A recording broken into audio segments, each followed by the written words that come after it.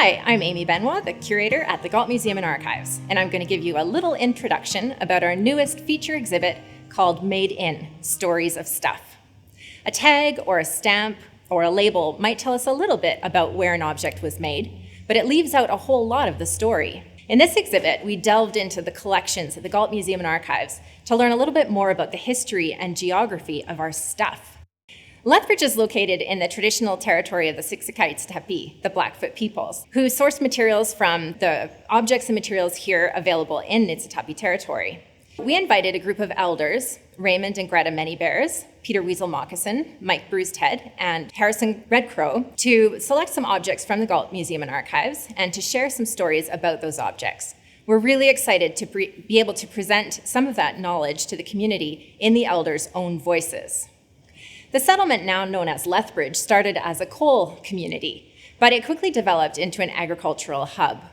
In 1950, the Lethbridge Chamber of Commerce predicted the city could quite easily develop into another Pittsburgh, and probably will. This didn't exactly happen, but Lethbridge did expand its industrial sector. And in fact, a whole range of materials have been manufactured both before and since that time here in Lethbridge and the surrounding area.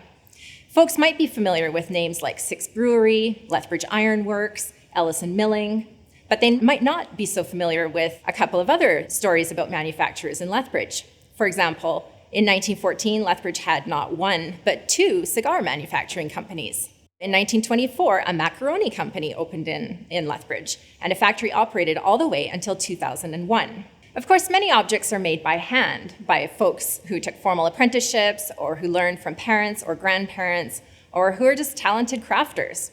We've selected a few of the objects that were handmade here in the Galt collections. One of my favorites is a bag made from hand-woven strips to decorate the bottom of Doukhobor women's petticoats.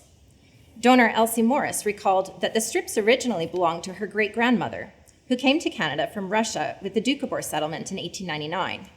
They were passed on to her mother, Elizabeth Conkin, who made them into a bag for her knitting supplies in the 1940s. Elsie, in turn, used them for her own weaving supplies. We've also included patents from among the many brilliant inventors who made things here in southern Alberta. Joseph Ray of Mountain View, who happened to be the father of Fay Ray of King Kong fame, patented a rope fire escape system in 1908. Alberta Pearl Stubbs from Lethbridge invented a drinking cup in 1920, which could be folded and stored in a vest pocket or in a lady's purse. And Robert Cross of Carmangay patented some non-skid soles in 1969, which integrated a coarse fabric into the bottom of the soles to help prevent slipping on slick surfaces, such as slaughterhouse floors. Many of the objects in the Galt collections originated elsewhere in the world. Some were brought here by settlers as treasured mementos or things that connected them back to their home. One of my favorite pieces is this Italian accordion, which was owned by Giuseppe Joseph Fabro Bridaroli, who moved to Lethbridge in 1924 and worked in the coal mines. Shortly after moving here, he had this accordion made for him in Italy. His granddaughter, Leslie Morton, remembered him playing the accordion all the time. She said, "He never sat down without it on his lap. He would play at gatherings of the Italian community. He played at dances. He was always playing." In the late 19th century and through the 20th century, there were some really dramatic changes in the manufacturing process. As one way of understanding the complexity behind that, we've selected a number of toys to include in this exhibition. And these illustrate a shift from smaller craft production to the change to manufacture by mass market production by large multinational corporations. In the early 1900s, a lot of the toys that Canadian children played with came from Germany. The bulky mule, for example, was one of many wind-up tin plate toys made by the Lehman Toy Company. The tin was much lighter than cast iron that was being used by other competitor toy companies. It allowed the German company to export its toys all around the world. The plastics industry really came of age during the Second World War in the early 1940s, and it revolutionized toy production. Plastic was fairly durable. It could be used to mold all kinds of different shapes, and toys could be mass-produced by injecting plastic into molds. For example, the plastic teething ring was one of the first toys given to Robert Smith when he was an infant in Lethbridge in 1940. And this plastic pull toy was made here in Canada by the Regal Toy Manufacturing Company of Toronto, which was founded in 1959 and specialized in plastic and vinyl dolls. In the late 60s, a lot of production began shifting overseas, particularly to countries in Asia. The Amazematics was promoted as a car with a brain. The battery-operated toy could be programmed using a series of program cards that were included in the box. It was made by Hasbro in Japan and Hong Kong in 1969. The last section of the exhibit is oriented around 3 questions. Where was it made? Who made it? And where does it go? Sometimes objects are really difficult to identify their place of origin just from looking at them, and we've selected a grouping of objects that have some kind of mixed messaging. For example, this cigarette tin from the 1940s held British Consul cigarettes made from Virginia-grown tobacco. It was made in Montreal by McDonald Tobacco, founded by a very proud Scot. It was originally a Canadian company, which was later purchased by Japan Tobacco. The rise of manufacturing in Canada after 1900, particularly after the Second World War, created a demand for increased labor. In the more recent globalized economy, a lot of the production has shifted overseas, and that labor is sometimes hidden.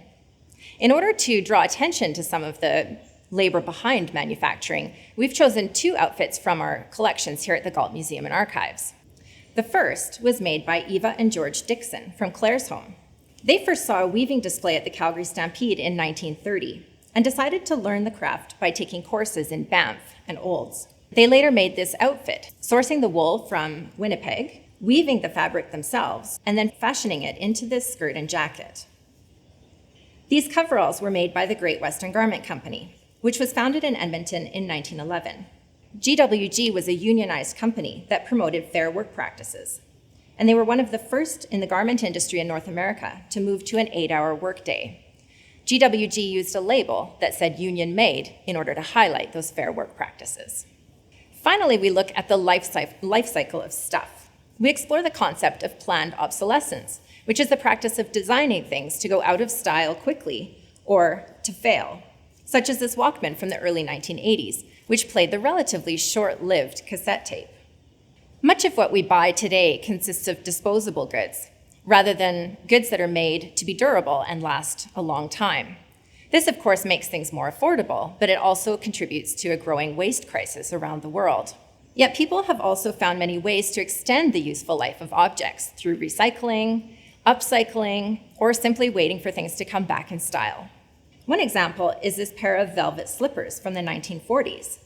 Maria Lizzie of Colehurst made the slippers using the brims and tops of old felt hats, a technique that was customary to her homeland in Italy. The final layer of fabric on the soles is made from cement sacks from Exshaw, Alberta. Every object has a fascinating history and geography, and we can learn a lot about our community and the broader geopolitical context by paying a little bit more attention to our stuff. Thanks for joining me for this quick tour of our new exhibit, Made in Stories of Stuff.